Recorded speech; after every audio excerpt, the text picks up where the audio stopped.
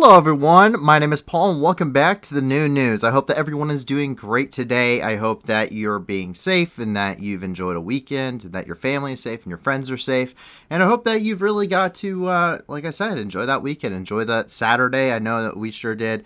We had some prior arrangements before we even started doing the stream, so we weren't streaming yesterday. That took up most of our evening. And once again, I made the announcement on the Discord, but we are delayed by about 30 minutes here, just because there was so much stuff that happened.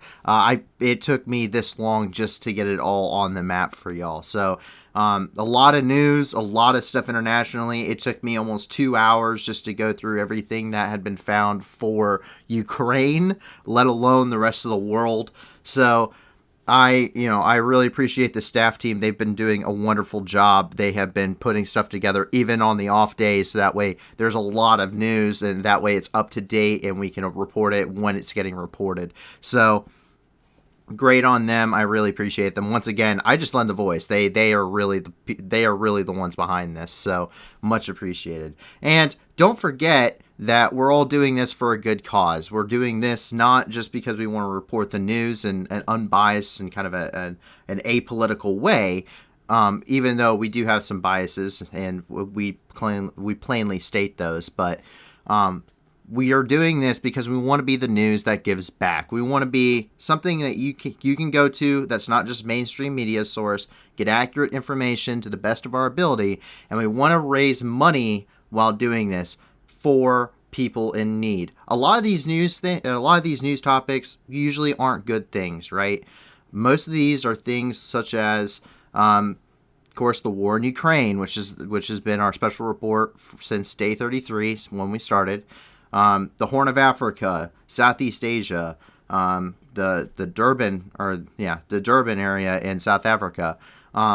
Those are places that are affected by humanitarian crises, by war, conflict, and there are millions of people worldwide that need our help. So check out in the video description. There are fundraisers for all sorts of stuff, and it's for humanitarian aid. If you're talking about for Ukraine and the surrounding countries, for Ethiopia and Somalia, where children under the age of 5 especially are affected by the crises in those regions, by areas affected by extreme weather events such as Super Typhoon Rai in Southeast Asia. And if you want to donate specifically regarding to the war effort in Ukraine, United 24 is the Ukrainian government's actual fundraiser. They announced that on the 6th, and we pushed that out. Sorry, on the 5th, and we pushed that out on the 6th. And that is in the description below. You can donate to the war effort there, or you can donate to the humanitarian efforts and the rebuilding. Or you can also go to Come Back Alive. They are an organization that started in 2014. They supply Ukrainian troops with weapons, equipment, everything else they need, body armor, which is extremely important. That was their main cause. So go check them out as well. Feel free to donate. If you can't give a lot, give a little. If you can't give anything at all, give us a like and subscribe because it helps us reach more people. More people means more donations to go to help people in need. So with that, we're going to dive right into the news because there is a ton of it. And we're going to actually start up here where we see that Soviet statues in Korostin are actually being destroyed. This came out yesterday. So these old Soviet statues, things such as statues of Lenin and Stalin and these, a lot of influential leaders of the Soviet era in the Soviet bloc countries are being destroyed permanently because as we've seen in Nova Kakova, there's a lot of nostalgia in Russia and in places that have a lot of Russian backing people, such as the Transnistrian region. The separatists, we have to remember that the separatists are Russian backed, but there is still some that support Russia in general. That's why they started fighting in the first place. And this means that they are also have a nostalgia for things of the Soviet Union. That older generation remembers the Soviet Union and remembers the glory days of Grandpa fighting the Nazis and all this stuff. And even though the Soviet Union collapsed, the sentiments never did. We see this with Putin, who not only has Soviet ambitions, but it seems to be imperial ambitions as well, which we'll get into here in a little bit. But Novakokova put up its statue of Lenin once again, and they're not going to let that happen here in Korostin.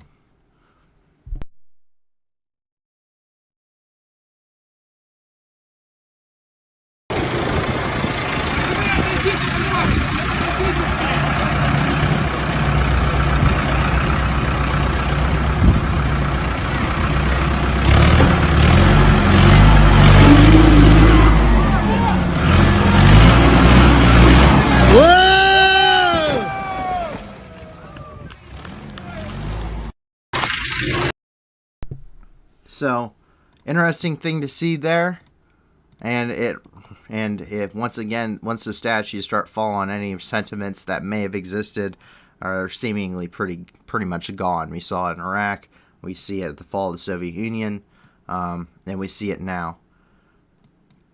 And life finds a way. So that is an interesting thing.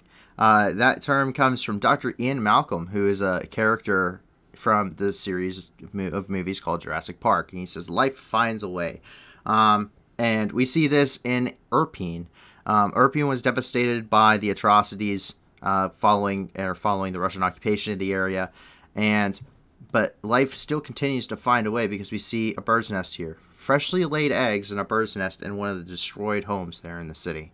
I thought that was something a little bit uplifting, as this area attempts to move on following the atrocities and the tragedies that occurred there. And in Kyiv, we have a lot of news coming out of there. So the first thing is the United States First Lady and the Ukrainian First Lady met today. So First Lady Ms. Biden and, of course, Ms. Zelenska met today. They actually met out in the east, and that continued. Originally was reported here in Kyiv. And you can see them meeting there today. And we do have a video of that.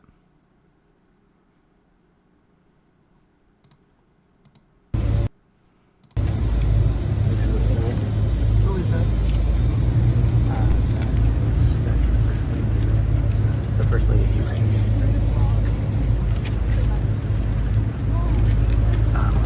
Ornata.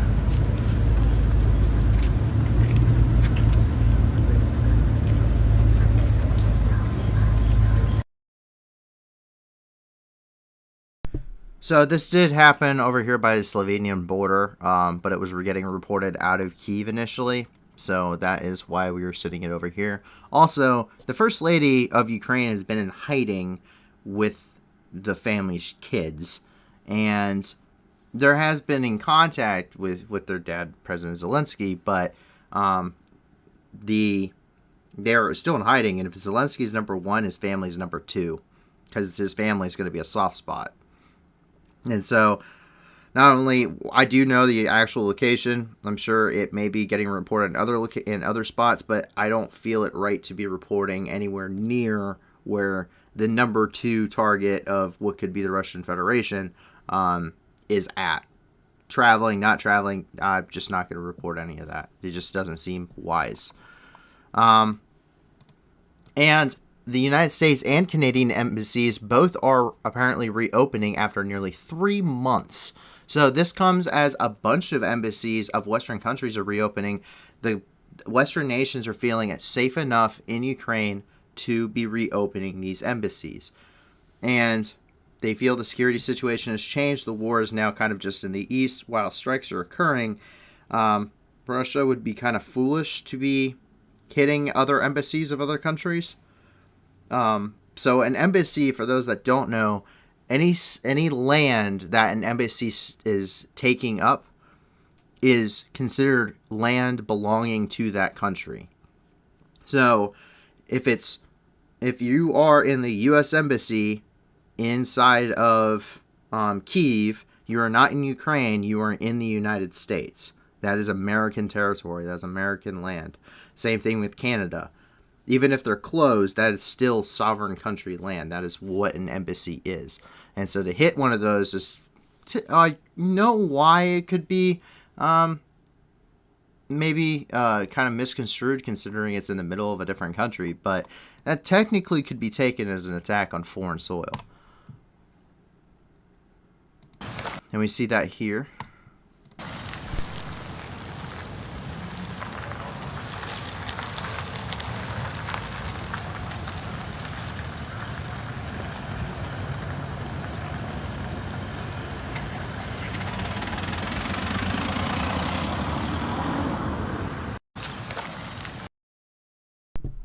And with that means that, of course, every U.S. embassy has U.S. Marines that are with it there. So that means that U.S. troops will also, to a very, very limited extent for self-defense purposes inside the embassy, be returning to Ukraine after pulling out at the beginning of the war.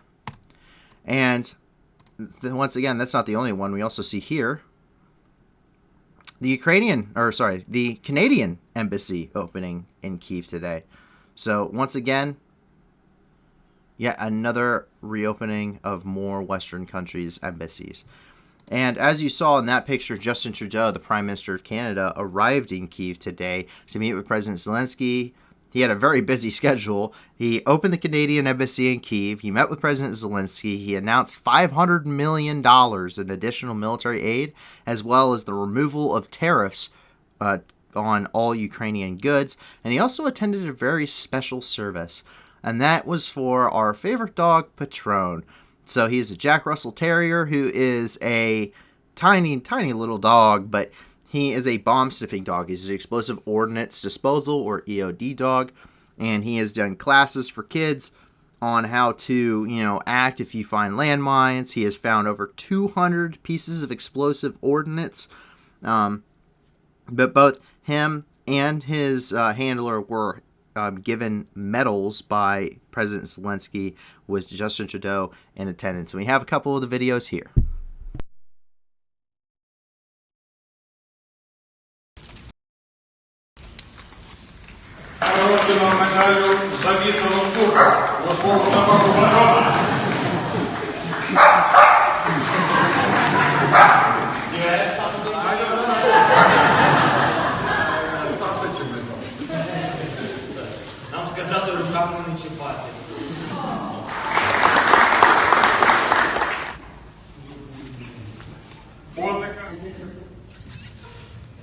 First of all, it was an incredible honor today to be at the Canadian Embassy in Kyiv.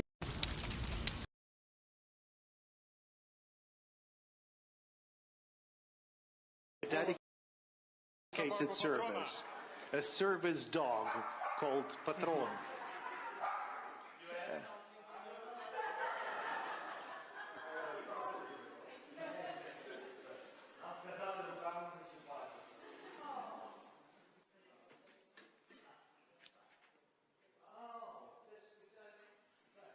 Okay, that's a very special decoration for the young dog.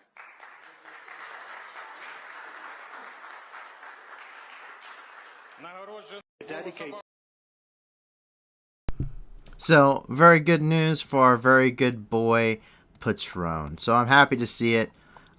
So, we do have a correction.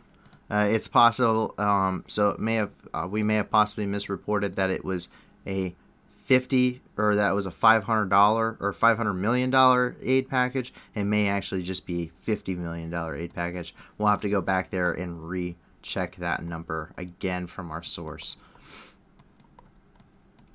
And as we start to move further along, we do know that there's been a lot of missile strikes over the last couple of days. In fact, Russia seems to have amped up its bombardments right up until the end here, as there's been a lot of stuff going on in preparation of that May 9th. And as we are speaking right now, it is now May the 9th in Russia. So we will be reporting tomorrow. We're not going to take the Monday off. It is a very important day, and there will be a lot of possible changes that will have significant impacts for everyone in the world tomorrow or today, really, if you're in Russia.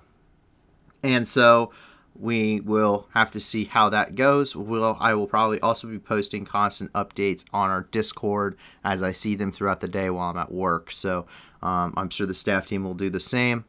And we'll keep you informed, and of course we'll wrap it all together at the end of the day. But we see those bombardments continuing, and we actually see a Russian missile on Saturday flying over this city of Cherkasy.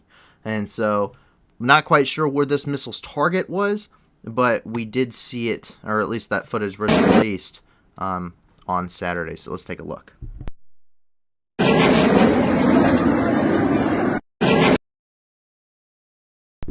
Short clip, but it's all you really need to know when you're talking about missiles flying through the air. And as we go across over here to Kharkiv, we see that there's been a lot of interesting footage. And we have colorized footage of the Somme, the Kharkiv Oblast. And the reason I say that is because these images are very reminiscent of the battlefields of World War I.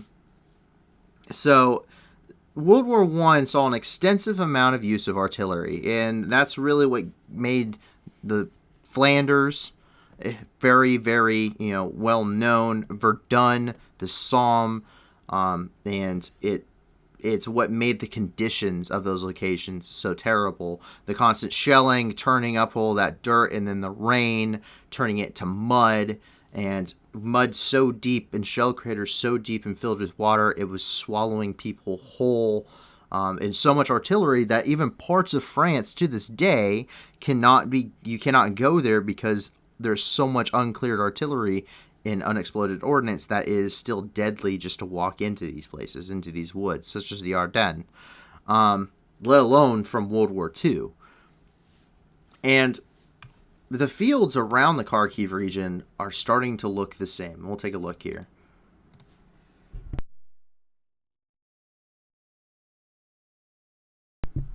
So as you can see, look how much artillery has hit this area from both Ukraine and Russian sides. The entire landscape is covered with artillery shells, artillery craters. 155, 155, 152, the Katyushas, which come in a variety of sizes, mortars, rockets, cruise missile strikes.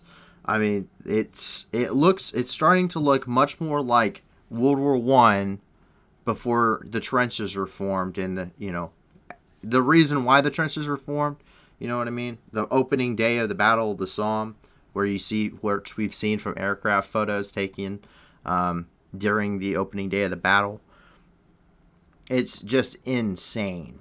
Absolutely insane how much ordnance is being shot over here. But we do know that it is scoring victories, and that's because on Saturday, 8 Russian troops were captured and some armor was destroyed in Shostakove. So these troops were captured by the Ukrainians. There's not a whole lot of information going on with regards as to whether or not the entire city's been captured or not. We just know that that is currently what's going on. And we do have a photo here. Looks like that's an MTLB right there. It's been destroyed, and it has that cord 12.7 millimeter on top. Looks to be I want to say that may be a T-80. Another MTLB right there.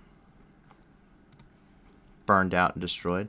So we are seeing that there are being more victories. We do know that this is where Ukraine is seeing most of its gains right now in counteroffensives. We haven't heard a lot of information out of the Kherson Oblast in the last few days, and that's just because that fighting is very bitter right now. And I can assume that there's a lot going on that they don't want to know. They don't want to show where Ukrainian troops are. But we do see that over here. In the Kharkiv Oblast, the locals are also doing a number on the Russians just as much as the troops are, because we see this man who uses a very distinct whistling sound of a falling round to really start to troll with the Russians. And I can't believe he's the only one doing this.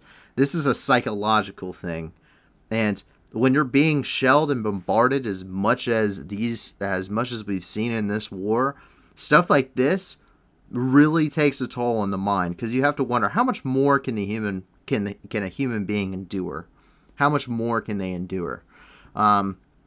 eventually someone's going to snap. Like, something has to give, and it's going to be the mind first. So we'll take a look here.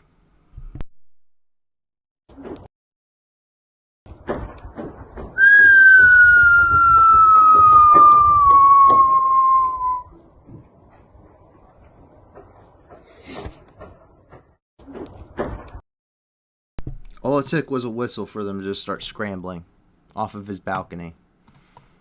So you can tell those guys have been shelled probably a pretty decent amount, and they're probably very tired of. And to hear that sound and nothing happen afterwards, probably isn't good for their mental health either. I can imagine. Not that I care too much, but it's today. We saw the Ukrainian artillery at work, and this is near Zabazne. So this is apparently some drone footage that came out today, so let's take a look. So it looks like this is a little field operation they have there.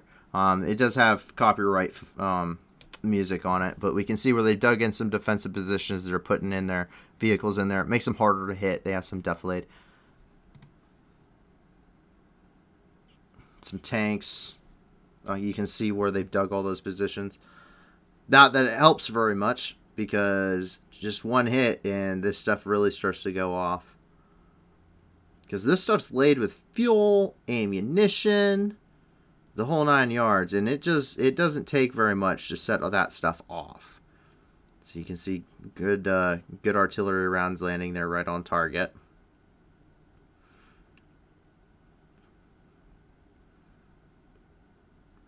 And keep in mind, not just those vehicles that exploded are damaged. Those others took shrapnel and, are also have burning pieces of metal landing on them. So that means that their tires are popped, their engines are shot, their fuel tanks are punctured. Just because they weren't blowing up doesn't mean that they're not knocked out of the action, because that could take days, weeks even, to get even the parts there to repair them, all the way from the rear echelons. And we can see that this is kind of being replayed over this entire front. So this is actually some photo imaging, some satellite imaging that came out yesterday, but was taken on Friday, because it takes about a day for this stuff to get released. And this is of the Izium front lines. Take a look here. This is satellite imagery of the front lines. You can see all along here fires burning along this entire front. Those are vehicles. Those are buildings that are on fire and burning on this entire front. The Izium sector of the front lines is extremely active, and it is extremely kinetic, I should say. There's a lot of back and forth. There's a lot of very bitter fighting happening in this region, and there's not a lot that gets talked about. Snippets that we can say are in the region, but not anything specific. But it really tells you a lot about what's happening here and exactly what the battle space is probably looking like, because that is a long front line there of fighting, and a long front line of losses. And just think how many troops are actually there on the ground doing this stuff. How many vehicles are on the ground. It's an insane amount. And as we move further south, the Russian forces hit their own monastery today. So they hit it with we're not quite sure, but it's completely destroyed. They hit it with some artillery. And what's interesting is this is actually a Russian Orthodox church. I think it's a Russian Orthodox monastery, and they hit it. The Russian forces hit it, and we can see that here.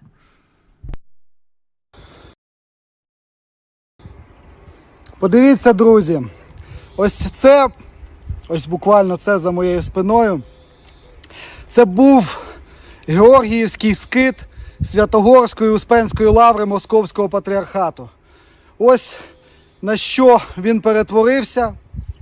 А насправді красиве місце було, можете подивитися в інтернеті. Була гарна церква, багато паломників, тут цілий комплекс навколо. жили, пропагували руський мір. Ось руський мір прийшов і прицільно роздовбав цю церкву. Це не перший сюди був приліт. So as we can see, he is rather upset, and I can imagine why. Because churches are one of those buildings that are protected by the Geneva Convention to an extent. Now, you're not supposed to hit any religious infrastructure unless, and this is unless, it is actively being used by military forces. That is why you're able to see things such as mosques during the battles of Fallujah and Baghdad being targeted by U.S. forces, and that's because insurgents were actually going into them and shooting from them, and they would be hit, they would come out, they would shoot, and then they'd go and then they retreat back into the mosque, grab more ammo and stuff because they're staging it in there, and knowing that American forces wouldn't hit it. But because you're using it for military purpose, that now becomes a military target. This is not a military target. If there was, it would have been, there would have been a bunch of military equipment just laying around. I mean, that stuff when it gets blown up, it goes up and out and spread all over the place. And you just don't see that there.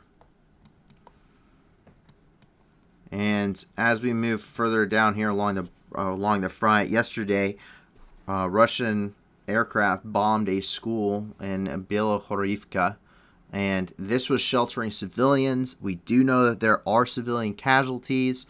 This is getting pretty heavily reported on the mainstream media news now as well. We don't know the numbers of those casualties, but we just know it was being used as a bomb shelter. Currently, they're digging through what's left right now.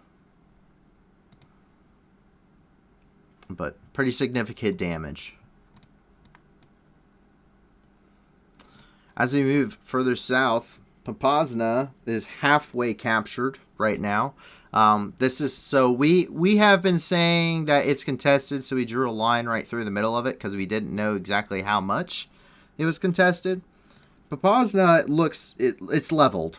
The whole city's been wiped off the map essentially, but what's left of it still stands. The ruins still are standing, semi-standing. And Russia is officially capturing half of it because Ukrainian forces were forced to conduct a tactical withdrawal in this area. So they control the northern part of the city, probably about where our line was originally, stating this was contested. And that information regarding which parts of the city they control are coming to us from some private sources. So we do have information here regarding parts of it being captured, but we can confirm with our researcher can confirm with some very private sources that they maintain the northern part of the city there. And what's interesting is these are not Russian troops. They're Wagner. They are Russian mercenaries. These are the Wagner group, if you ever heard of them. They're a PMC group. Most of these guys probably were also in Syria at one point. But the reason why we're seeing the Wagner here on the front lines is because the Wagner group, while technically being a private military corporation, is literally just an extension of the armed forces. They are there for nothing more than plausible deniability. Wagner Group attacking U.S. forces in Syria in 2018. Not our guys. PMC Group, they did it on their own. We bombed and killed and wounded 300 of them as a result.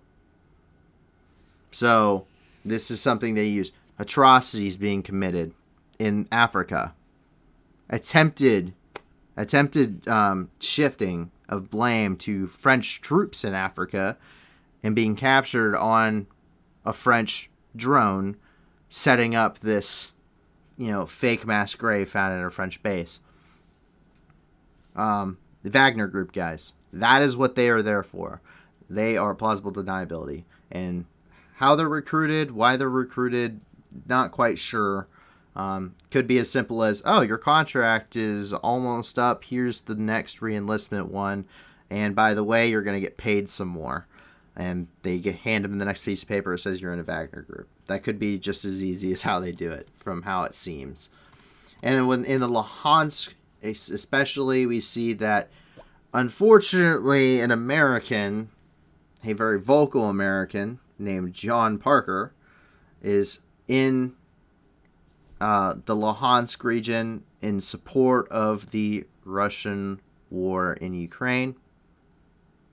Now, John Parker garnered just a little over 1,000 U.S. votes in 2004, running with the Communist Party in the United States. So really no hope for a victory there, but for Russia it's great for press because he's an American.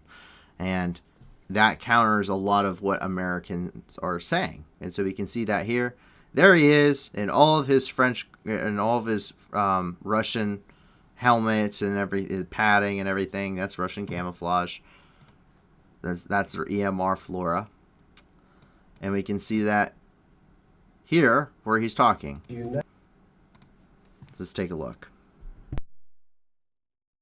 The United States has a very sophisticated propaganda machine. В Соединенных Штатах очень изощренная технология, машина пропаганды. In fact, since President Obama's administration, it became a part of the federal budget. И в данном случае это финансируется и является частью бюджета страны, которая оплачивает непосредственно эту пропаганду. CIA and the National Endowment for Democracy and the European Endowment for Democracy fund newspapers in Ukraine like the Kiev Independent, which just repeats what the Azov Nazis say, and then the major media in the United States repeat it. So people are confused. Люди в растерянности, потому что им приходится получать информацию от CNN и других известных теле- и радиокомпаний, которые в основном пользуются информацией, которую подают газеты типа Киев Independent, то есть независимый Киев и другие. И поэтому прославление таких организаций, как Азов, ну в данном случае правый сектор, Азов, естественно, там доминирует. Поэтому люди растеряны и получают... I'm going to cut it there because I really don't have time to listen to this guy spew stuff that I don't think he has any idea what it's about. Once again, he didn't even make it far enough in the government to know any of this stuff. It just doesn't make it. He got less than 1,000 U.S. votes. Or sorry, just over 1,000 U.S. votes. I'm not quite sure how that it just paints America in a terrible light when you do that. But he's not anything major. This is the first time I've ever heard of him, or the fact that I even knew that there was a socialist party in the United States. Really, that's not really talked about a lot. There are other parties in the United States. I mean, I know that there are. I know that there's a communist party in the U.S. There's a communist party in every country. It's just normally they're a very small minority, like in the United States, and normally they're not very vocal. But for him to come out and say things like this is very personally aggravating. And once again, for those that don't know, we have in our experiences here. We have a lot of collective experience. There's some Ukrainian staff here. I myself have dealt with Russian forces in the Middle East, and I have went to the Middle East. And from what we've seen, a lot of it we can't show here on the stream. We are Ukrainian backing because I cannot, and nobody on our team cannot, in morally good consciousness, support Russia in any kind of way on what's been going on. From independent sources, not from mainstream media, not from any of what's being said or heard. We are going through independent sources finding this stuff, and I cannot, and nobody here cannot, support in any good consciousness with any kind of moral compass Russian endeavors. So, yeah, just to make that blatantly clear to anyone that's not aware. And as we move further south, we see that yesterday more of some M777s were finally shown in use. So the M777 is a 155 millimeter towed howitzer cannon. It's an artillery piece, and what it is, it provides long range supporting indirect fire. So this is in the U.S. arsenal. In fact, the U.S. uses the M777 artillery as its main towed artillery piece. And this is what is being used in, what was being used in Iraq, Afghanistan, and now it is being used by Ukraine. At least 50 Ukrainians were trained how to use the system in Poland by the U.S. and other NATO allies that use the system. And this is how they're going to be able to use those fancy Excalibur rounds. Anything that's 155 millimeters, they can use the Excalibur round, and they are getting a substantial amount of this heavy artillery. But this actually extends their range by several kilometers. So originally you're looking like about 8 to 12 kilometers with their original 152 millimeter DPM-30Ks. I think is their artillery gun, 152 millimeter. These are going out to like 18 to 20-ish, not to get into too many specifics, like 18 to 20-ish kilometers on what they're going to be able to hit. So we do have a couple videos here. And these are the Ukrainian forces firing these. So they are sending lots of rounds downrange.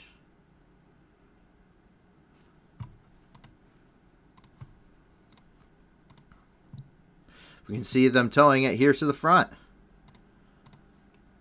So it packs up and it moves nice and light. It is, for a towed artillery piece, it's a very portable. It's very rugged. It can be taken, all terrain. And it works very well. But it's a very simple setup for the most part when it comes to setting this thing up. So as you can see, it folds together in and of itself. So makes it nice and easy for the hookup and move. Makes it easier for what you do called shoot and scoots. And yesterday, a missile strike killed 2 and cost, I'm going to try and pronounce this, Kostyantynivka.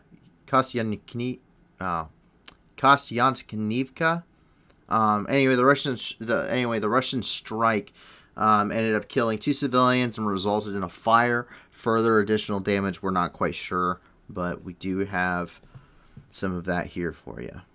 So it's coming out of the Kyiv Independent.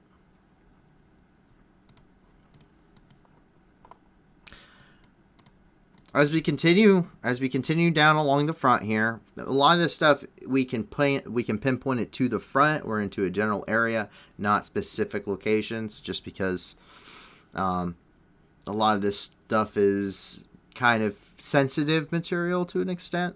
You still don't want to tell exactly where this is going on, but we see that the Javelin system continues to wreak havoc. So we do know that the stocks for the Javelin are low in the United States, not dangerously low for U.S. forces, but what they can give is. And so we know that the Javelin is going to continue to see more limited use, but other weapon systems are filling that gap quite well. But as we take a look here, this is a perfect example of a top-down attack from a Javelin anti-tank missile. So let's give this a watch. So you can see down here where that smoke is where this vehicle is. And they're up here on a hill. Perfect. And you're going to watch from this right-hand side. It's getting ready to shoot. There it goes. It goes up and then it guides down in a direct hit. So a lot of people have asked in the past, how does the Javelin work and why does it do what it does? So it's a 2-step stage. So the first thing it does is it kicks it out of the tube and then it flies upward. And then from there, it it guides itself, and it reaches this kind of a max height, and it nosedives itself, and it guides itself into the top of the target. And the reason it does this is the same, and this works on other types of weapon systems too. Several TOW missile variants have what's called a flyover shoot down effect. And how it works is the weakest part of a tank, believe it or not, is the top of the tank. Everything is going to be shot from the front.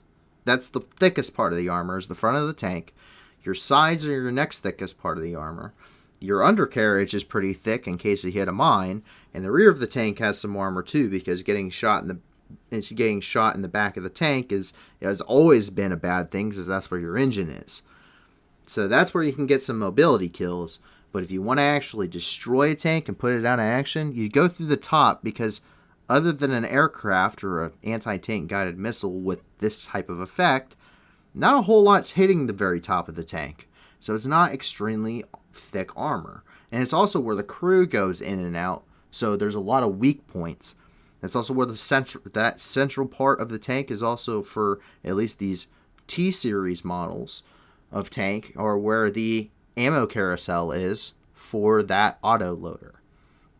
So the tandem warhead does what it needs to do. Precursor charge detonates the outside reactive armor. Main charge punches through the armor on the top of the tank, spews hot molten metal throughout the tank, killing the crew and setting off that ammunition and blowing up that tank.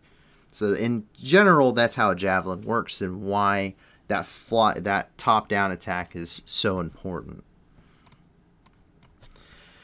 And this kind of thing is exactly why Russian forces are so demoralized. They still continue to abandon vehicles. They're even abandoning their new stuff, including a T-80. So that we see a Ukrainian tank towing a captured T-80. And this is just something that we're seeing a lot of, and we've seen a lot of since the beginning of the war. But this is supposed to be a renewed offensive, and we'll take a look here.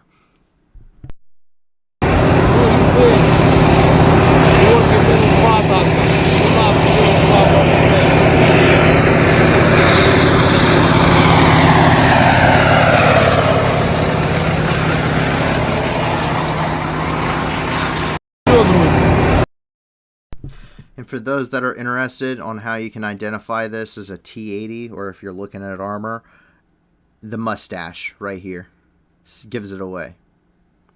So you can kind of see the little mustache lip on the front of the tank. That is a T-80. It comes up and it dives back down, and then it comes back up again. This one's a little bent, but this is the hallmark of a T-80. If there's not a bunch of reactive armor, a T-72 has a giant V in the front. That's so that these things are so that way when it goes into the water to ford across a river or something, if that water doesn't get splashed up because the driver's sitting right here. So just for future knowledge, if anyone's trying to identify what's getting captured here. And as you can see over occupied Donetsk yesterday, another Su-25 is spotted flying low. The Russian Air Force is still trying to support ground forces. However, we know that coordination is not going very well. They are still having issues coordinating, supporting efforts, main efforts, and supporting assets such as their Air Force. Normally, these work kind of independently. They are trying to go for a more combined arms strategy in this offensive inside of the Donbass, but because they don't train to do this very well, they don't do it very well. You fight, you practice how you're going to fight, and they obviously haven't had the practice, so they're not be able to fight very well doing it. So they are taking heavy losses, and they're flying this low because it's still contested airspace, and manpads are a really big problem. So the lower you fly, the harder it is to lock onto you.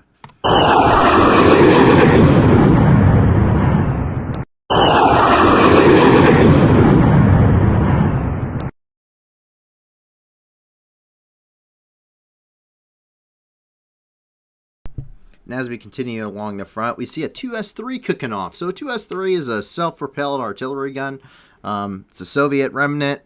There's a smaller variant, the 2S1. We've seen the DNR using that and the LNR. And so this one, it took a direct hit, had the ammo rack essentially explode inside of this. So all that 152 millimeter artillery shells detonated at the same time, gave the Ukrainian troops a nice firework display. So take a look.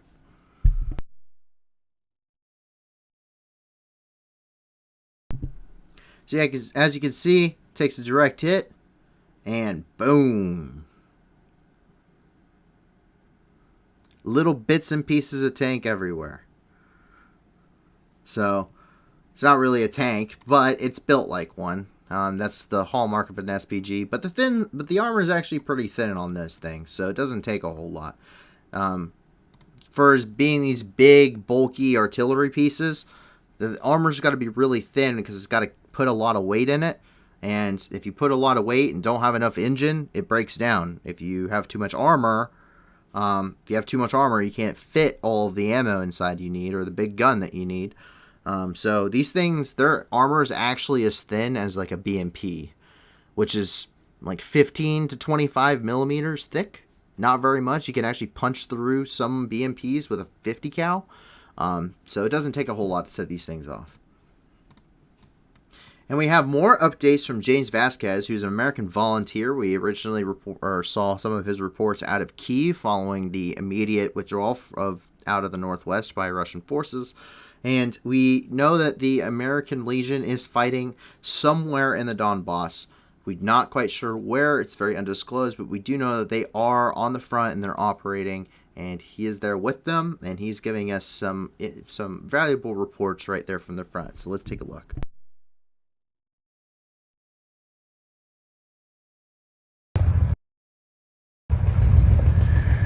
Ran the Russians out of here and started up their tank. We're gonna take it. Nice. Rev it up.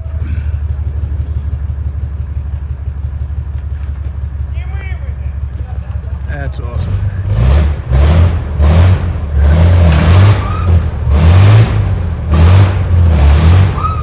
Free tank here. Free tank.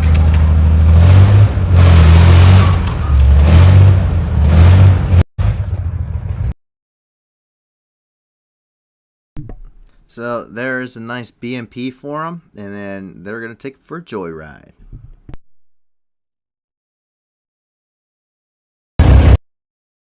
They said it was a suicide mission. It turned out to be a candy store.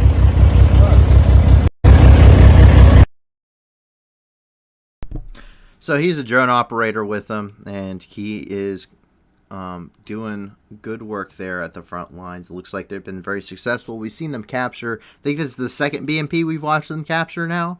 Running BMP we watched them capture now. And lots of equipment. So we do know they are being successful in their operations thus far. So that's all the knowledge we really have. And we can see here that Ukrainian artillery continues to pound Russian forces throughout the night. So tonight, they are bombarding Russian forces with some more Grad systems. Grad systems are being used heavily on both sides. And so let's take a look here. Доброго вечора, ми з України. Батарея, увага! Вогонь!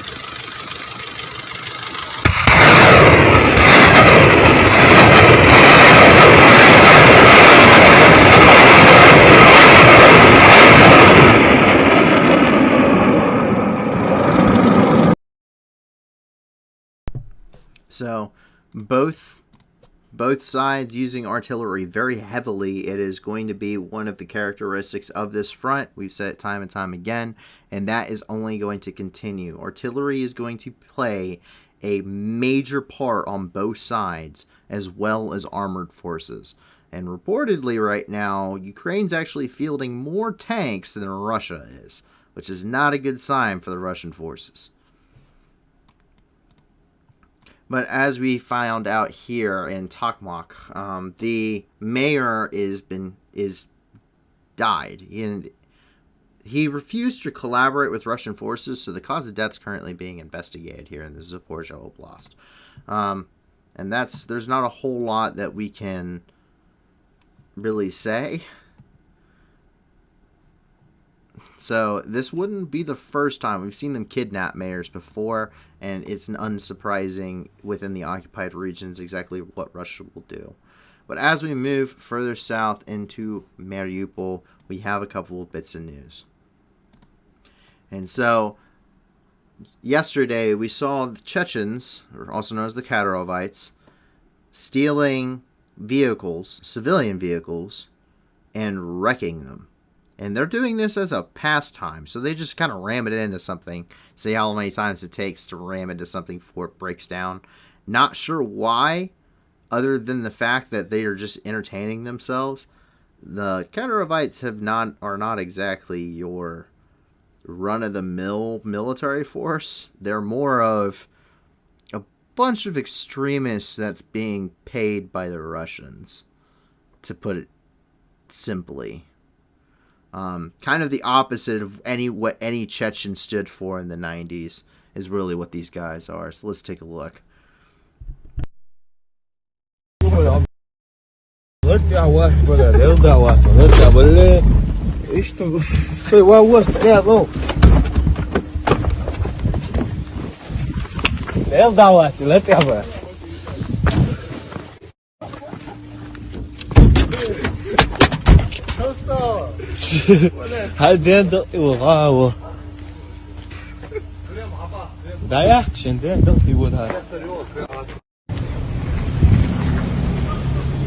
Male?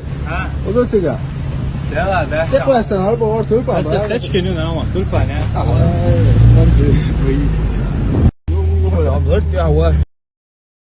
And this has apparently happened to one of our staff members' families who's from Mariupol. This apparently happened to their vehicle as well. So we do know that this isn't, like, aside from this being filmed, we know that it's happening with pretty good certainty. So, and why it is. So it's kind of disturbing, to say the least. But we have a lot of news coming out of the Azovstal, and that's because as of yesterday, all women, children, and the elderly were successfully evacuated from the Azovstal steelworks. That was officially announced. So the attacks on the 6th, which is on Friday when we last reported, have been up. The casualties for the Ukrainian troops have been updated. There is now officially a total of 3 people that have been killed and 6 that were wounded during those rocket strikes as they were initially evacuating while under fire. So we do know that for sure now. But we can see here it getting reported.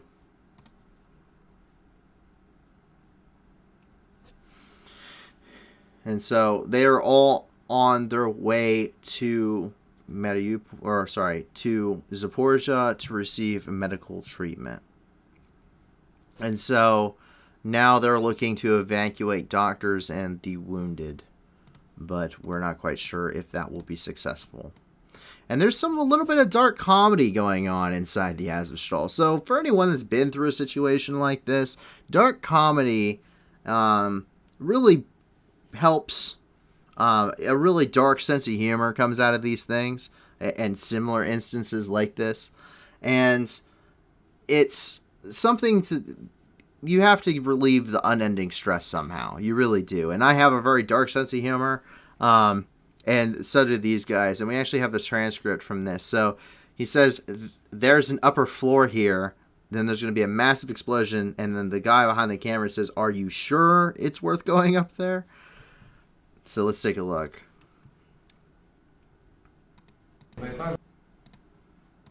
Дивися в верхнє приміщення.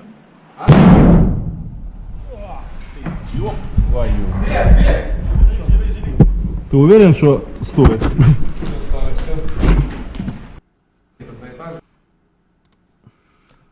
So obviously I don't think it's worth going up there, but that's just, it gives it also a little bit of a view of what the average Ukrainian soldier inside the Azovstal's life is like. They're going and they're checking these passageways and they're checking the entrances, and all the while they're under bombardment, and this stuff's punching, meters and meters through the ground because they're using bunker busters. And this stuff is made to withstand nuclear attacks, but that doesn't mean it's impenetrable. It just means that it's very strong. And they're shelling it enough that some of the upper floors are getting hit very heavily. It is 7 levels deep, from my understanding, so it's not going to punch all the way through, but there's enough room down here for 40,000 people, and there's a lot of space to cover, so they're having to go through and check all of those locations. But the fighting continues, but of course, they need more equipment, and they are trying to get it. They have been extremely crafty over the last 3 months where they've been fighting in Mariupol, and they have been, borrowing, stealing anything they can. Emphasis on the stealing. They are capturing as much stuff as they can to hold out against the Russian forces, and that hasn't stopped. As we can see here in these couple of posts. That's a VSS right there. So that's internally suppressed subsonic ammunition. It's basically it's supposed to be a designated marksmanship rifle for Russia. That's been captured. It's one of their newer weapons too.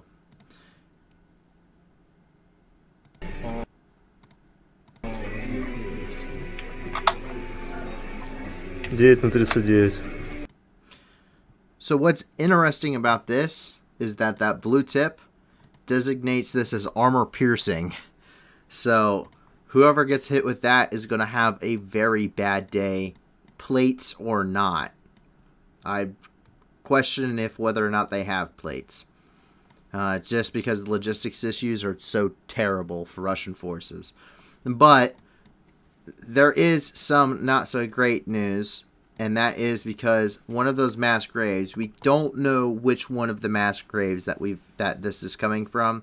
There have been several that have been identified, but we do know, and I didn't want to show this in the stream, but the men in Mariupol are being forced to work and to clean up and to essentially pull out the dead and bury them in mass graves by the Russians. And there's some very somber photos that did have dead bodies in it, so I really didn't want to show it because it's a little graphic. But we can see here where they took a short video at one of these mass grave sites. Let's take a look.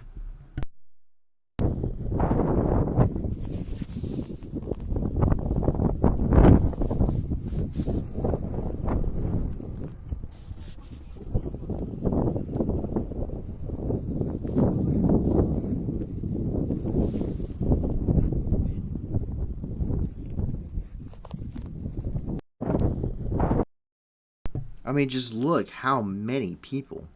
Between 20 and 25,000 people are estimated to have been killed in Mariupol alone.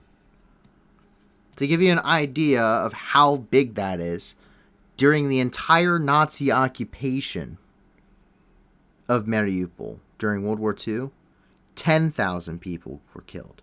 And that was 2 years of occupation. 2 years of occupation in Mariupol, 10,000 dead under the Nazi rule. 3 months, 25,000 people killed under Russian forces. An insane amount of loss of life. But luckily today we found out that the final evacuees from the Azovstal did arrive in Zaporizhia. This isn't without concern, and that's because a 4-year-old girl, who will show the original video of, that was in the Azovstal, and they were pleading for help, essentially. She arrived alone in Zaporizhia because the Russians separated her from her mother during their evacuation, and they have sent her to a filtration camp in what they are calling the DPR, which is Donetsk People's Republic. So this is a filtration camp we've heard of before, where they're saying it has enough space for 100,000 people.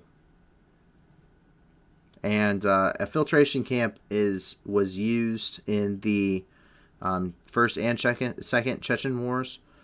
There have been war crimes prosecuted regarding it, and that's because they systematically beat, rape, torture, and summarily execute people at these places. It's essentially a Russian concentration camp. So, and there have been international criminal court records regarding this. If you want to see, or if you want to find out more, you can go check it out. You can look it up. Just look up a filtration camp or filtration camp system. But take a look here.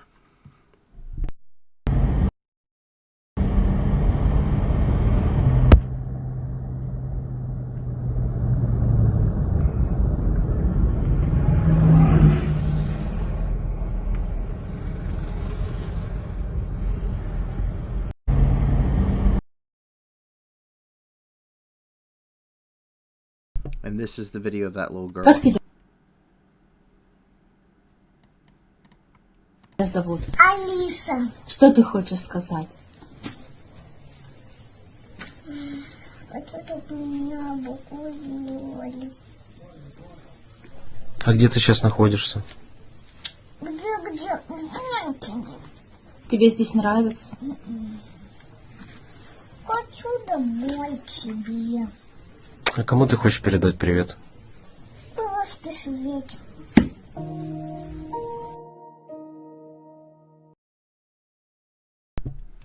So, Alice did arrive in Zaporizhia, but once again, alone. And as we move on to Kherson, so, as I was saying earlier, it's not just nostalgia for the Soviet Union, that Russian-occupied territories, and the supporters of the Russian forces in those territories, the minority, I would say, are about, and the Russians are about. And that is because Kherson officially changed its coat of arms, but it didn't just change it back to its coat of arms when it had before the revolution 2014, or before even that during the Soviet Union. No, it changed it to the one it had during the time of the Russian Empire. We know that Putin has a personal affinity for the vastness of the Russian Empire.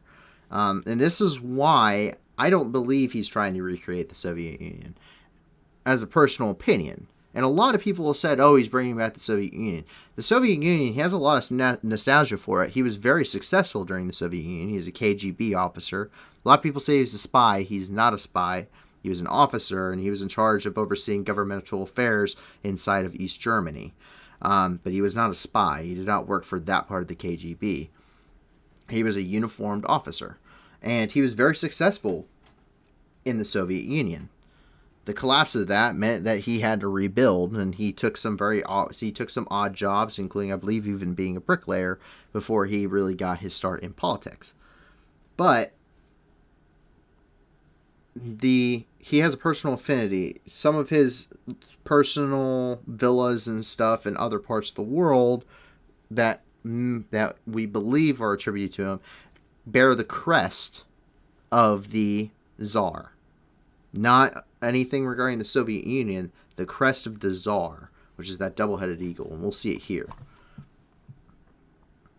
So, that is what apparently is being used as the new crest, and that is once again, that same crest that was used during the time of Imperial Russia.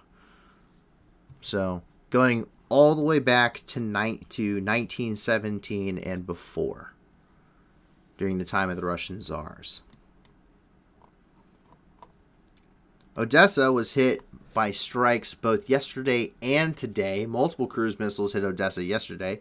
And one girl that actually filmed it and uploaded it without any kind of a blur or time delay between when it happened and when it was posted was actually tracked down by police within half an hour That's because if your video causes deaths, or if it is believed that your video causes deaths, you can go to prison for 8 to 12 years.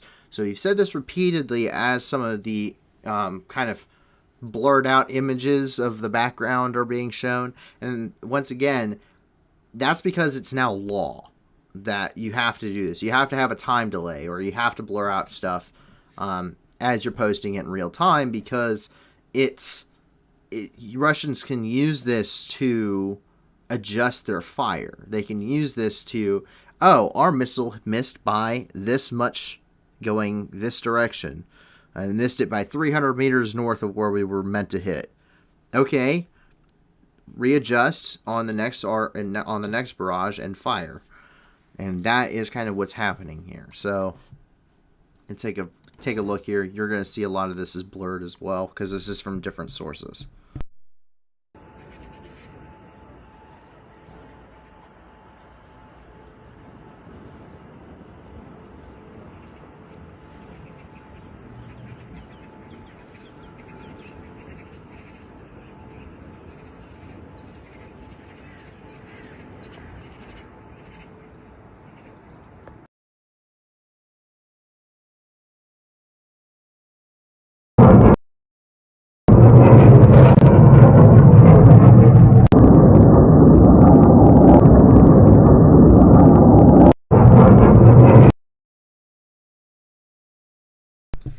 And then today, they shelled Odessa again, except they were hitting the coastal facilities this time. The casualties for either of these are both currently unknown. So we'll take a look here.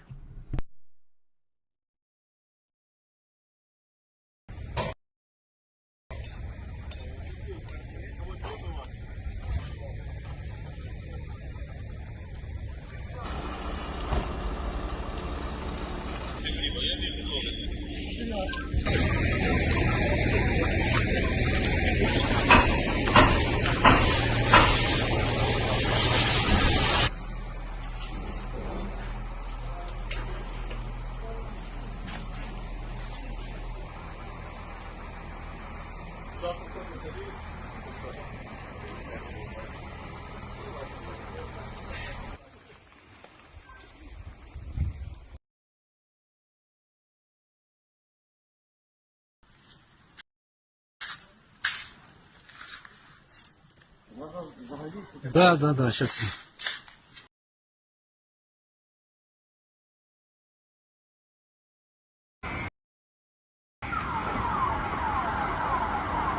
Ух, ёбаный.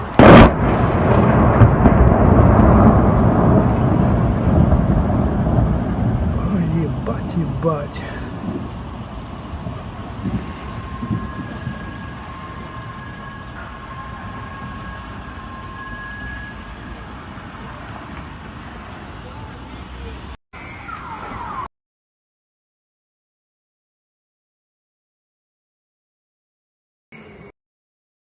Вот так нас ебашат сейчас.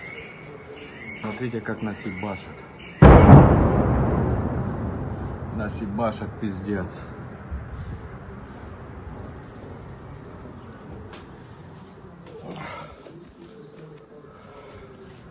Это пиздец. And so the bombardment of Odessa continues, but that doesn't mean Ukraine's not dishing it back some, and that's because over the last few days, we reported on this, Thursday, Friday, now yesterday, and today it continues. And I've even seen some additional footage that we don't have here, but the Bayraktars and the Ukrainian Air Force are really giving it to Snake Island right now. Occupied Snake Island, I should say. Russia occupied Snake Island early on in the war because it could be used in order to emplace Neptune anti-ship missiles, and that would reach pretty much all the way to Sevastopol. They could basically fire it directly into the port from Snake Island if they wanted to. And that's where a lot of the Russian Navy is currently basing itself out of. And so we've seen their drones. We know that they've destroyed anti-aircraft systems, headquarters, a couple of Raptor ships. We see a couple more. But today we see them. They destroyed a boat full of what is apparently paratroopers that are going to reinforce this island and reinforce its garrison, because this is really becoming the battle of Snake Island, and I don't think they're going to win. So take a look here. You can see they're there getting off that boat, or prepping to get off that boat.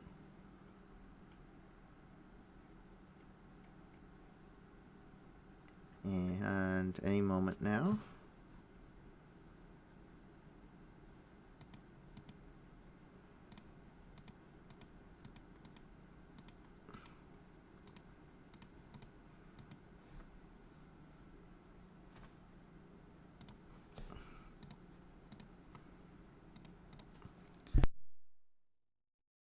I apologize. I'm trying to get it to where we're not having to sit through a bunch of them just scanning it. So there it is. It looks like it's been hit.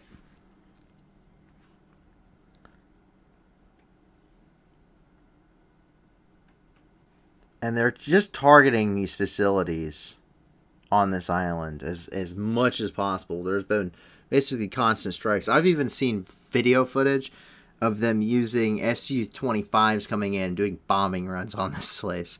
So they are unrelenting in attacking Snake Island right now. Absolutely unrelenting. So that was yesterday, and today we see even more. So they're really hammering it. They've been hammering it for days now, and I think they're trying to retake it. So that was part of the video that we just saw, and that's what that thing looks like. So it's a troop transport, and it is officially sunk. Very much sunk. And as we take a look here, here's a landing helicopter full of Wagner guys, apparently, from our understanding.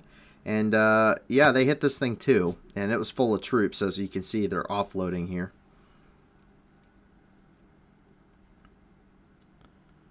So there's some more guys that are coming out. They're setting up their 360 security. You can see some of these guys out there. And boom. And that thing's full of aviation fuel, so it burns very, very nicely. If you've ever seen a helicopter go down and burn to a crisp, it burns, and it burns hot, and it burns very large. So, yep, there it is. There's Snake Island in its entirety. And that nice big fireball sitting there in the corner. So, those guys aren't helping out at all. And once again, they tried to bring in another boat full of troops.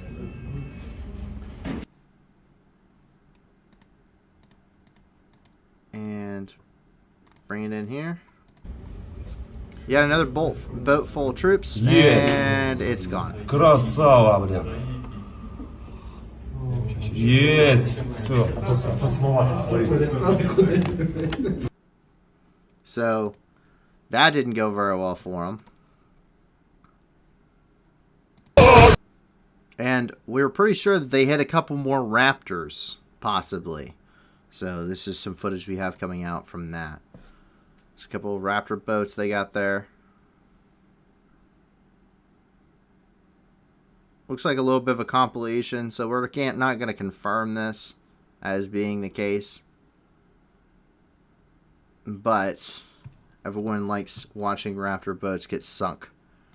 So that is what's going on for the Battle of Snake Island right now, and it is not going very well for Russian forces, just because, I mean, this is more or less kind of untouchable if you're Ukrainian Air Force, because they took down the only ship, the Moskva, that could really provide any air defense cover.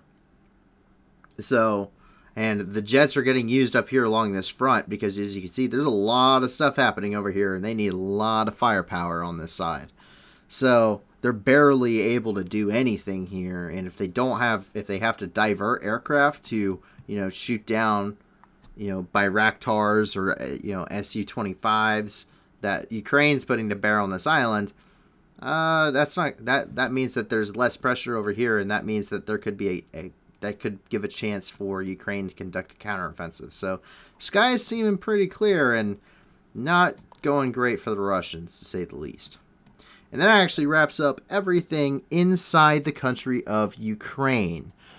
But there is a lot of developments outside of Ukraine. And the first thing we're going to start off with is here in Poland. And that's because yesterday it was announced that more U.S. aircraft were coming in. But between May the 1st and May the 6th, 126 aircraft had landed at the air base there in Rzeszów. And an estimated 80% of them were American transport aircraft coming in, as we can see here. So this is the C-17 Globemaster, I believe it's C-17 Globemaster, and it is a large aircraft. So let's take a look.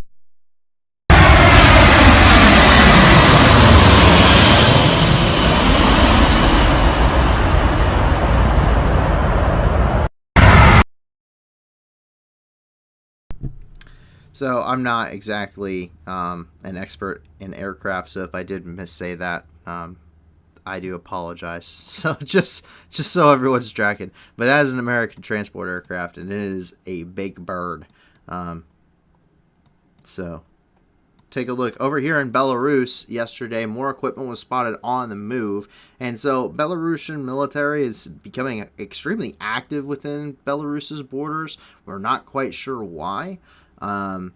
They say it's for training exercises or drills. Keep in mind, that's also the exact same thing that Russia was saying before they invaded the country. They said, oh, no, we're not going to invade Ukraine. We're just doing some military exercises.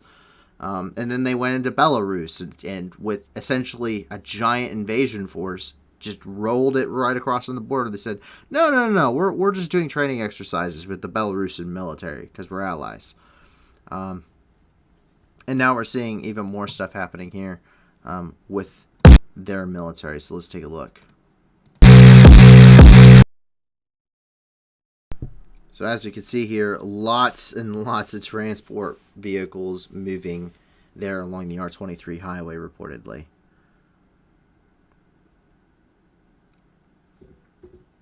So that's a lot of activity.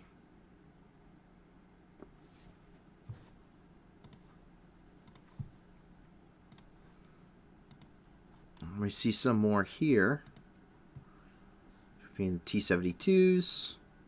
I mean, that is a 2S1 from what I can tell. I mean, it might be a 2S2, or 2S3, but it looks like a 2S1. Yep, actually it labels it there. MTLBs, BMPs. So, all of this stuff's getting reported on. So, if they're planning on doing anything, which I don't think so, just because there's not a whole lot that Belarus could contribute to the conflict that isn't already contributed. Manpower? Not really. Belarus doesn't have that big of a military. I mean, they're sure it will throw a couple of extra bodies, but at least the guys on the front here have combat experience because they got their butts kicked up here near Kyiv. They don't exactly, I mean, Belarus doesn't exactly have any combat experienced troops at all. They have even older equipment than the Russians have, and less upgraded because they have a smaller economy than Russia ever will. Well, that's not entirely true, but Russia might have a smaller economy here eventually, but they just don't have, there's not really a whole lot they could offer. There's not a whole, opening a second front, Ukraine could probably throw like one battalion at Belarus and it would drive them back across the border. Just because we've seen how they handled the Russians, I don't think Belarus would be too much of a problem. I mean, they're not going to spearhead a push to Kyiv. I don't think that's going to work so well for Belarus. It'd just be more guys going into the meat grinder, and they'd probably get transported here. And if they were getting sent here to kind of, stir the West, NATO's just kind of scoff at whatever Belarus can put along the border because it's so terribly inferior to whatever NATO, divisions can be put here that it's dumb. Like, they're not going to be capable of really doing anything. a lot of people have had the joke, what is my purpose? Well, Belarus's purpose is to give Russia an extra 15 minutes, essentially. That's Belarus's purpose.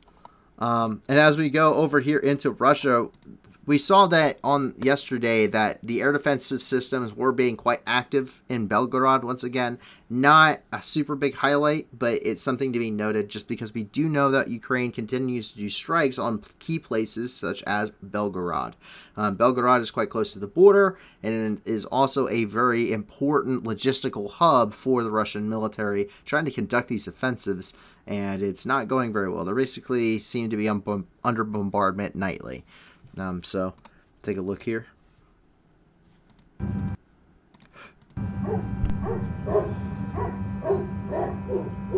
Твою мать. Твою мать. Сейчас будет взрыв нахрен.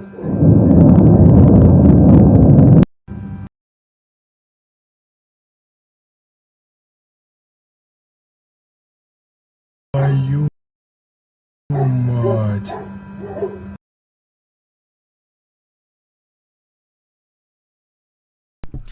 And as we go up here into Moscow, we can already see that Moscow begins the May 9th celebration. So, what is May 9th for the viewers that may not know? Why is this such an important date? Well, it's an important date to really just Russia. And this is because this is the 77th anniversary of victory in Europe for the Soviet Union. I say the Soviet Union, not Russia, for a very distinct reason, and that's because the Soviet Union doesn't exist anymore. And that's kind of why everyone's kind of like, why do you celebrate this? So, it's May the 9th is when the Soviet Union officially beat Hitler's Nazi regime. That is why it's such a big deal to destroy the Azov battalion, the neo-Nazi, quote-unquote, battalion in the Azovstal in Mariupol before May 9th, because we want to crush the neo-Nazis in Ukraine just like our grandfathers did in World War II, just in time for the May 9th celebration. This is why they were planning on having a May 9th parade in Mariupol, why they're having May 9th parade or May 9th celebrations in Melitopol and Kherson. And it's a big day. They do every single year. They do this huge military parade in Red Square, right there in Moscow. Is a huge celebration. Thousands of people turn out. They bring out their nuclear arsenal.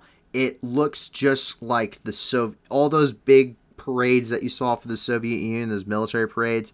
That was May 9th Victory Day parades in the Soviet Union, where they're bringing out their nuclear missiles and their lines and columns of tanks and troops.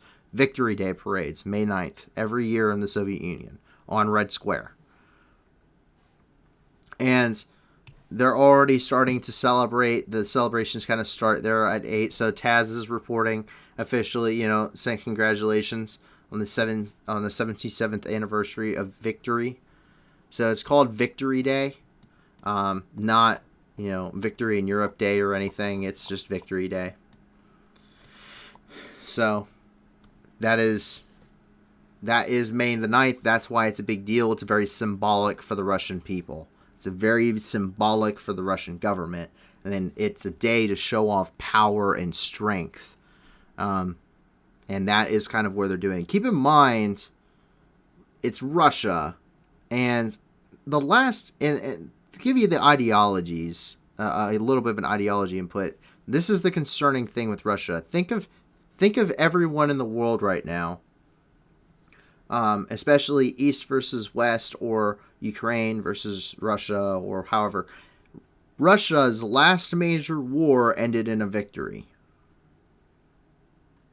So, just like the U.S.'s last major war ended in a victory. World War II. And Britain's. And France's. And Poland's. And goes on and on and on. The last major war for them ended in a victory. So what do they expect in this war? A victory. And that's why they're going to press for it, because they know all it takes is time and resolve and a lot of bodies, because I don't think Russia remembers the fact that they had the highest casualties in World War II, somewhere on the low end of 20 million, on the high end as much as 80 to 100 million people, because the estimates of casualties are still under debate. And it's that varying. That's how many bodies Stalin threw at it. Stalin is quoted as saying, debatably, quantity has a quality all of its own. But we can see that people aren't very happy regarding this, because we've heard of a lot of unrest lately in Russia. There's a lot of strange fires happening in Russia. Not quite sure what all the causes are, but there's a lot of large fires, and we saw a registration office getting hit with Molotovs not too long ago. And it seems that more people would like to see that happen, because there's one in Moscow as of today on fire. Take a look here.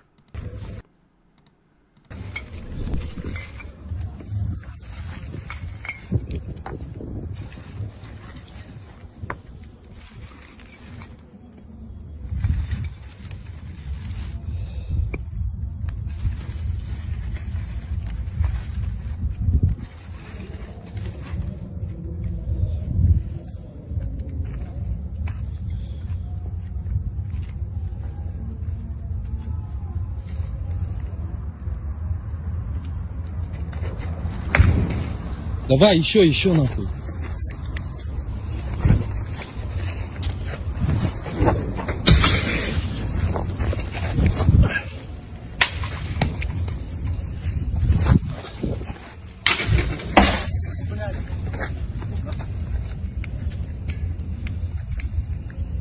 Давай, ебашь. Быстрее, бежим.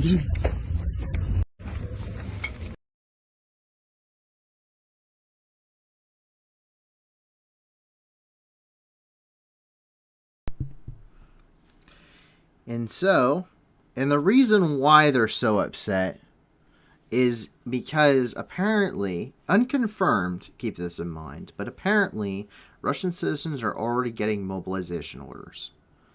So let's take a look here. We can see this.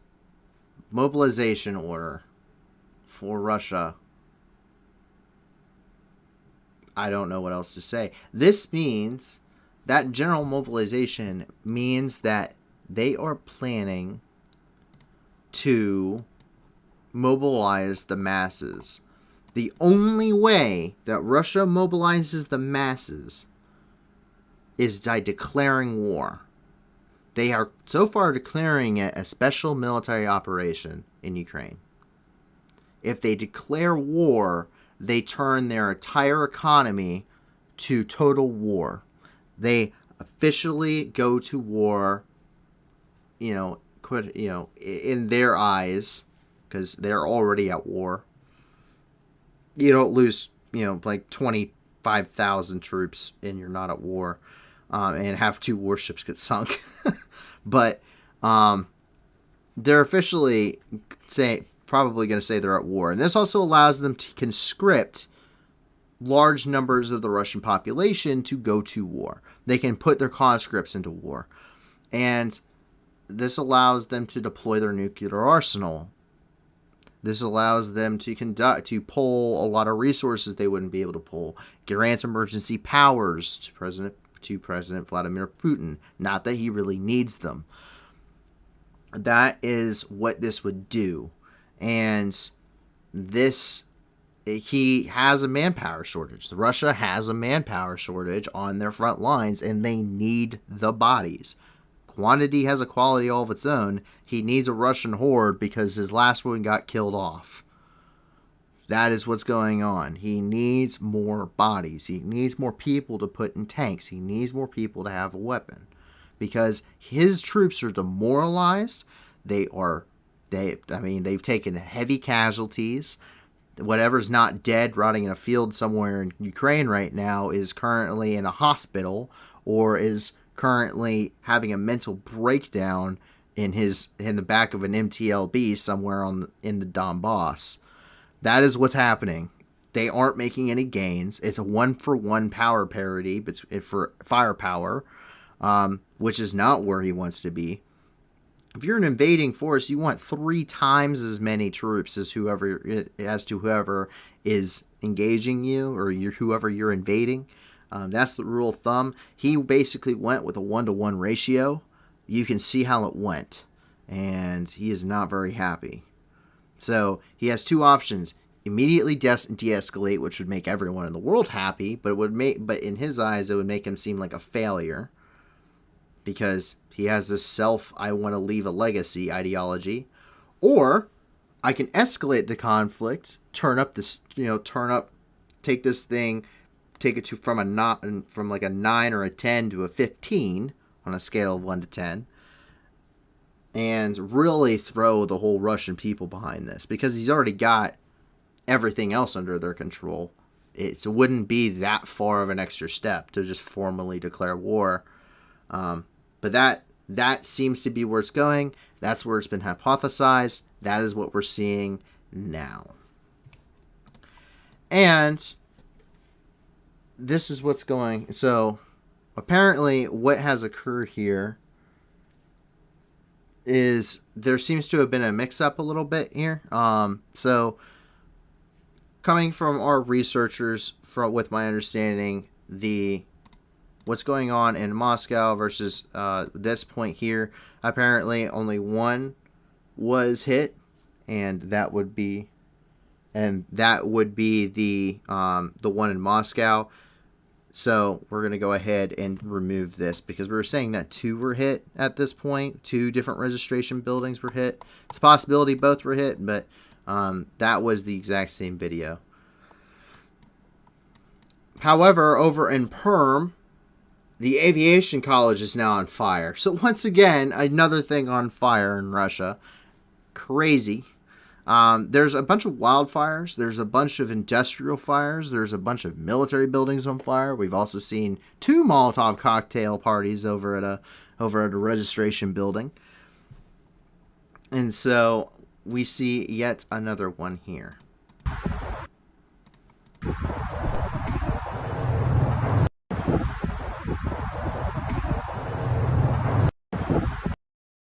Once again, these aren't small fires. These are major roaring fires, and that nobody's saying what causes them. We've seen them at chemical plants, military research facilities. That's an aviation college. Now, of course, now we know what the causes were at some of these military registration facilities, the Molotov cocktails. We've seen them at warehouses, industrial plants, chemical factories, ammunition factories. Is there dissent amongst the Russian people? Confirmed? No. Pretty good hypothesis is saying yes, though. And that's, you don't get that much dissent based off of, you don't get that many large fires just at random. It's not a coincidence. There's only so many times a large fire can happen, and it's a coincidence. So, you have to wonder how many people are maybe behind this, how many people support Putin entirely, how many people do not, but just can't say it. They're not exactly allowed to say a lot in Russia right now.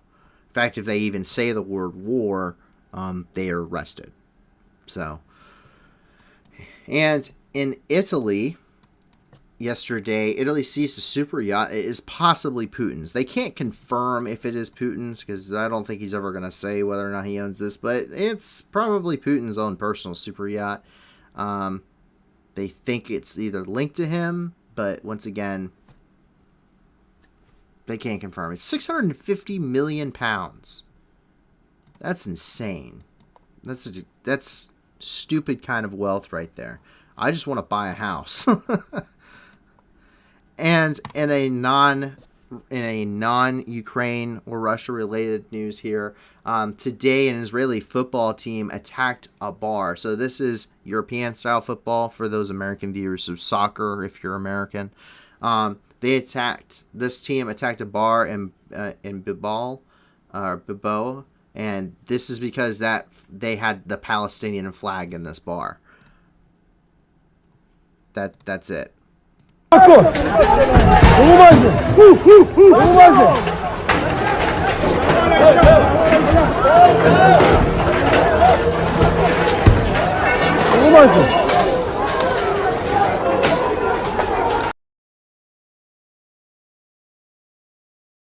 So once again, more tension there regarding Israel and Palestine. But as we are talking about that, we can actually see here, if we go here into Israel, that in Elad, which is where that terror attack occurred a couple days ago, today the Israeli officials announced 2 arrests regarding the Elad attacks. They arrested both of those suspects, and apparently they didn't show any resistance. So let's take a look here.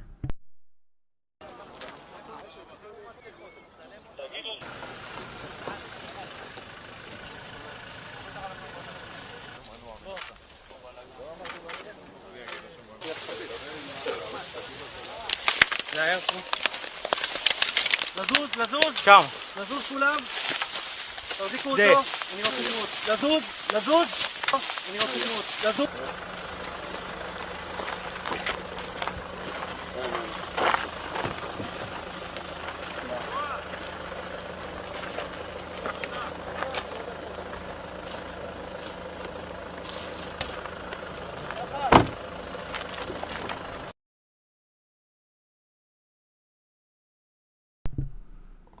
And in Egypt on Saturday, the Islamic State conducted an attack in At-Tassa province, and this ended up killing reportedly 17 members of the Egyptian army. And so, in retaliation for an arrest of a Muslim woman in the city of Rafah. And so, what is going on here? This is in the Sinai Peninsula, is where this is all occurring. There's been a lot of attacks in the Sinai Peninsula. In fact, there's a large ongoing effort here regarding the Islamic State and combating the Islamic State. So there's a lot of back and forth between the two.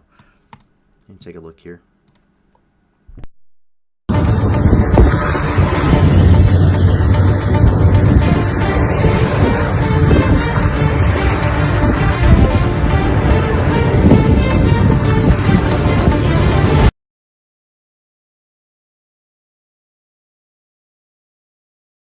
There's the Islamic State statement.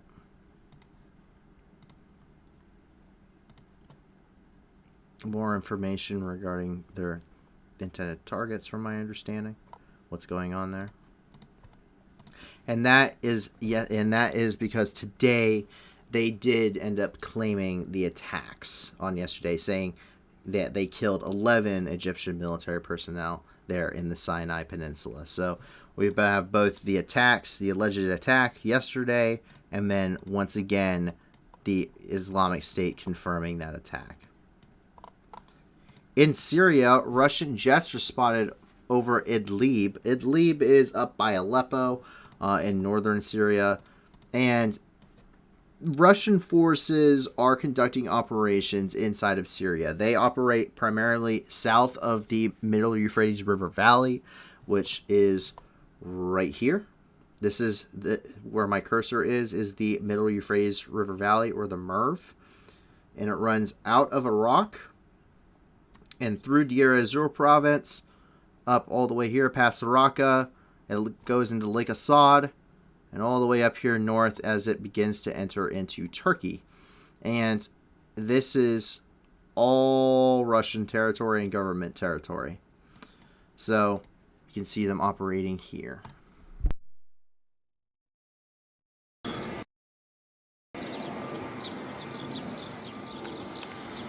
I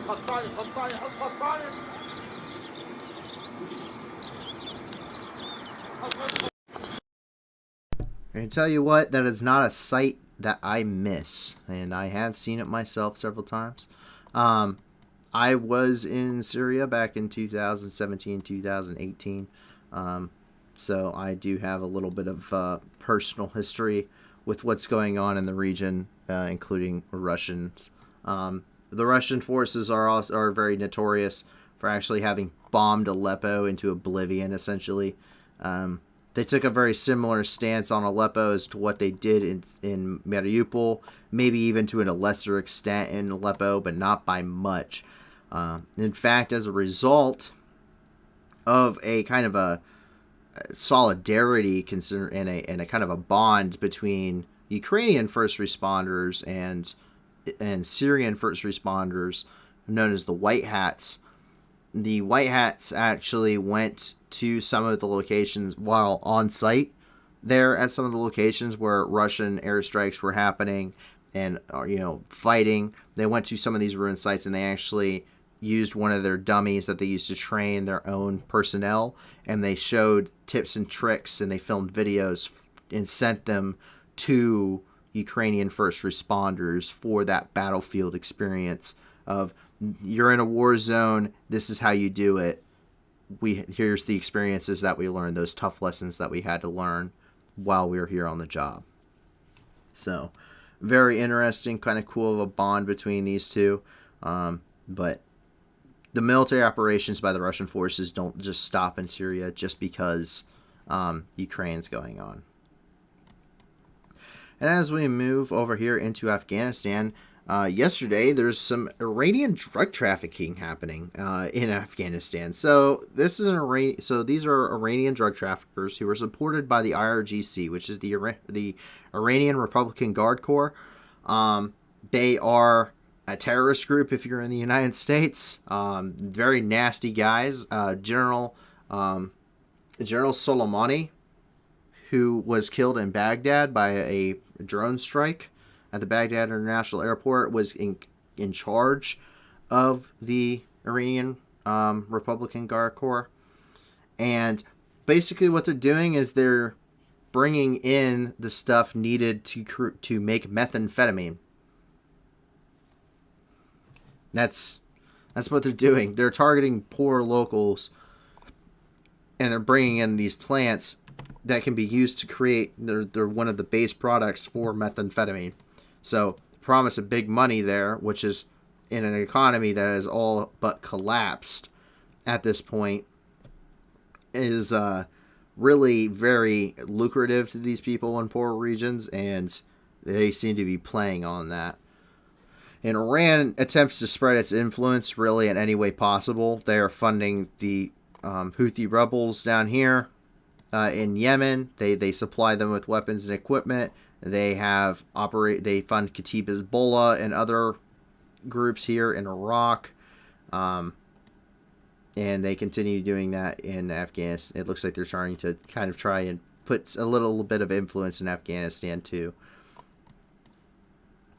And the fighting between the Taliban and resistance movements continues. So, al-Massoud is a resistance fighter. He's a leader of the resistance there in Punjab. And he kind of went on, they're currently conducting military operations against each other there in that region. It's the one last kind of bastion of the Taliban are not going to take this. His father also fought the Taliban and actually assisted coalition forces in the northern tribal regions to take different parts of that location. If you've ever seen, I think, was it 12 Strong, where it's about the horse soldiers in Afghanistan. That's based on a true story. It's not very accurate, but it's based on a true story. A special operations meeting Massoud and fighting in that region. But they are arriving. The Taliban are sending reinforcements. We've even seen them use helicopters and what little air force they have in this region. So they're really trying to put that pressure on because they want to take this. They want to solidify their holdings in Afghanistan. And they can't do that if they have an active resistance movement in the middle of their country. So as you can see here, Mi-8s of the former Afghan Air Force now being used by the Taliban.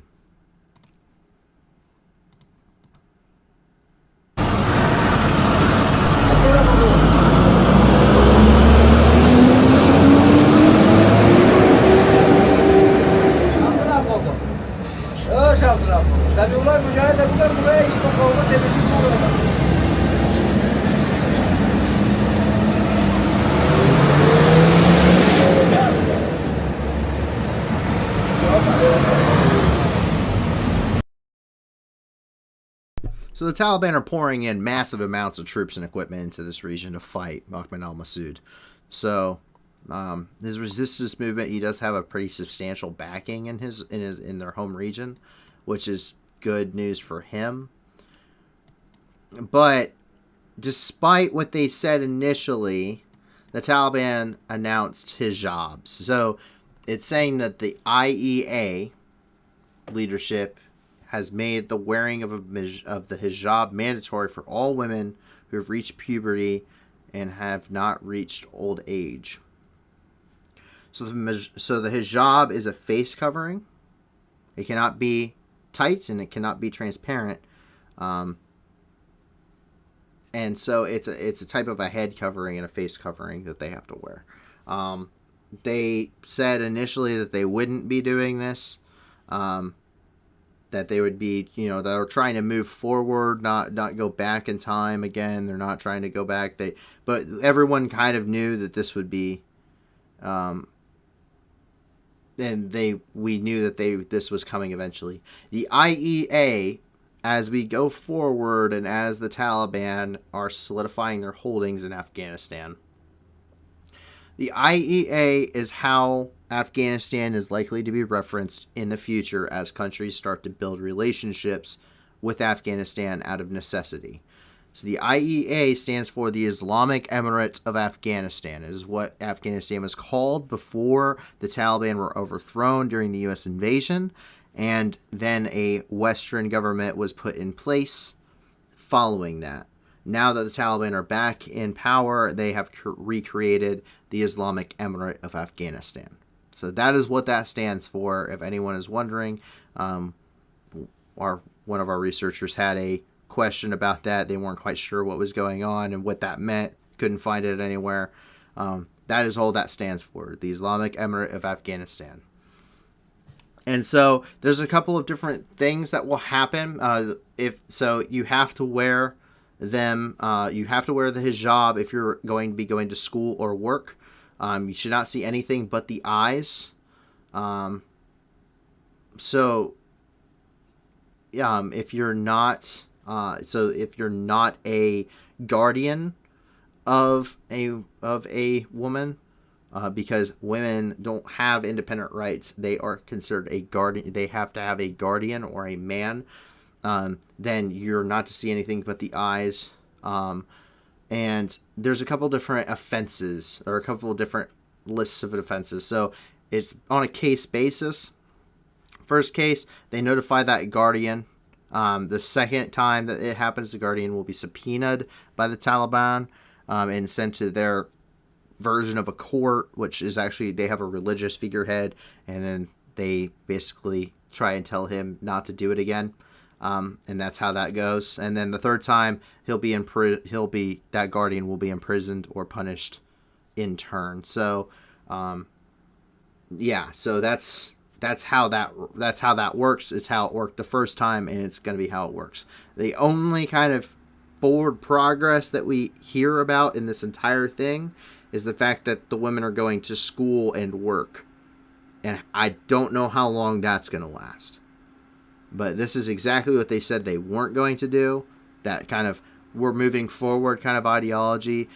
It was, just as everyone assumed, a very upfront kind of ploy that they were trying to use to build relationships. So we can see that here. That is their official decree.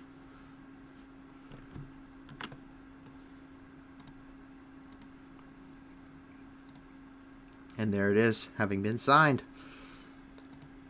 So, once again, going back in time in Afghanistan. And up here, yesterday, the Islamic State attacked Kalob, Tajikistan. So, they fired 7 rockets near Tajik forces near the city of Kaliab. And they apparently mounted these on a vehicle. So, they basically took a Toyota Hilux, mounted a bunch of pipes on the back of it, shoved some rockets in it, and lit it. Not something crazy. The militants in this region do that quite frequently. It's a very cheap, simple, effective way to fire Katyusha rockets. So they basically opened fire on the border guards there, opened fire on the Islamic State militants and these vehicles. They didn't manage to conduct any casualties on them, and they escaped. And information about any casualties on Tajikistan's side is not known, but this wouldn't be the first time that conflicts around here on the border between the Islamic State and other countries have occurred. Rockets were fired into Uzbekistan near Termez, and we've seen them blow up power lines here between Tajikistan and Afghanistan. So the Islamic State continuing their little, I shouldn't say little, but their reign of terror over in the Middle East. And on Saturday, arrests were conducted in Mumbai amongst a bunch of religious tension. There's a lot of religious tension between the Hindu majority and the Muslim minority currently in India. And it is a huge deal. There's been escalations of violence. But what the issue is basically senior police officials met with these religious leaders and they said, okay, this is what we're going to do so that way we don't have open fights and violence in the street anymore.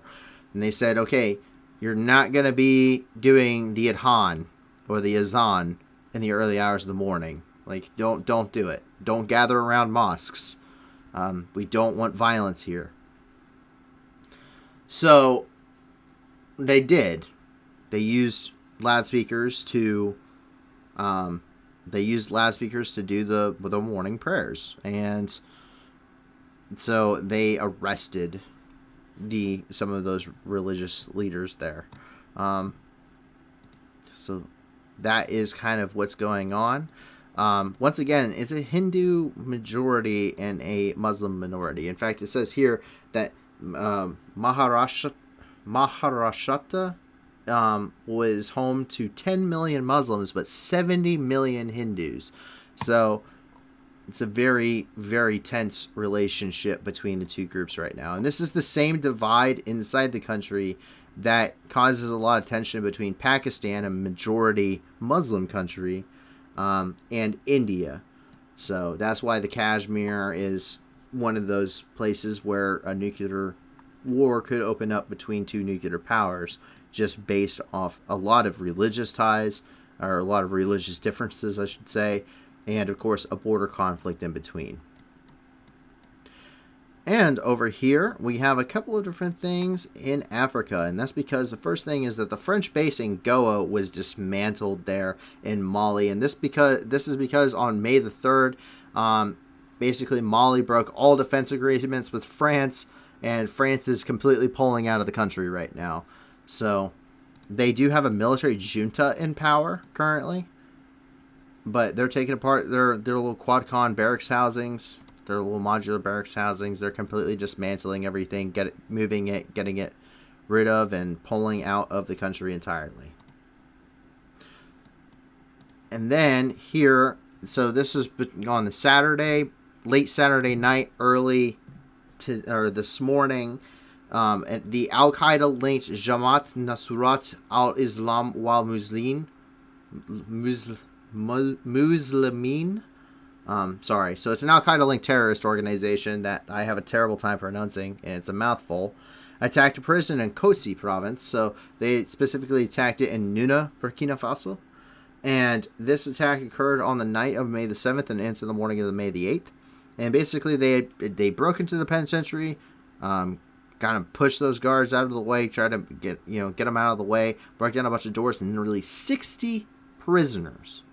And they escaped. So none of the prison staff were injured, however, reportedly. None of them were injured, so that's good. But you can see here, quite a large breakout there. They burned motorcycles, of course, preventing any chase here by those forces. So, quite concerning. There's now 60 prisoners on the loose in Burkina Faso, on top of a terrorist organization.